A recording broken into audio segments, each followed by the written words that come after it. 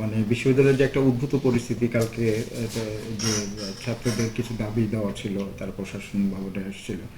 এর কালকে vice chancellor sir ছিলেন না সারাদিন, উনি ঢাকায় ছিলেন। উনি সন্ধ্যার পরে এসেই আগে ওই সংশ্লিষ্ট ডিনদেরকে উনি ডাকেন, ওনার ওখানে ডাকেন। তো জাস্ট একটু উনি মত বিনিময়, এবং ভিসি স্যার মানে জানতে চান যে পরিস্থিতি, এই পরিস্থিতি তারা কী চান। তো ওনারা বললেন যে আসলে তো ওনারা পদত্যাগ করার কিছু নাই এখন, পদত্যাগ করে এই জন্য তাদের 18 তারিখে তাদের মেয়াদ শেষ হয়ে গেছে। এখন আমরা যেহেতু নির্বাচন করতে পারছি না, এই আবার কি চলছে, একটা গুরুত্বপূর্ণ ইভেন্ট আমাদের আসছে, ভর্তি পরীক্ষা, যেটা সরাসরি ডিনরাই এটা কাজ করেন। যার ফলে ওই ভাইস চ্যান্সেলর স্যার ডিন পদ শূন্য হলে অটোমেটিক্যালি ভাইস চ্যান্সেলরের কাছে দায়িত্ব চলে আসে আমাদের ইয়ে অনুযায়ী, বিধি অনুযায়ী।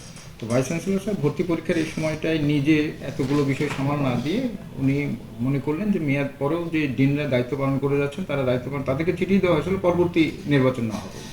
এবং বিশ্ববিদ্যালয় প্রশাসনের একটা টার্গেট ছিল যে এই ভর্তি পরীক্ষাটা শেষ হলে একটা নির্বাচনের মাধ্যমে যথাযথভাবে।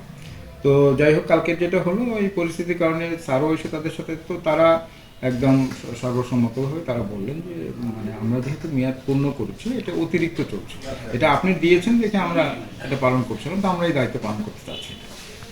ওনারা বললেন যে এই দায়িত্ব আমরা পালন করতে চাচ্ছি না, আমরা অপারগতা প্রকাশ করছি, কারণ জটিলতা আরও বাড়বে ক্যাম্পাসের, হয়তো আপনারও জটিলতা হবে, আমাদেরও।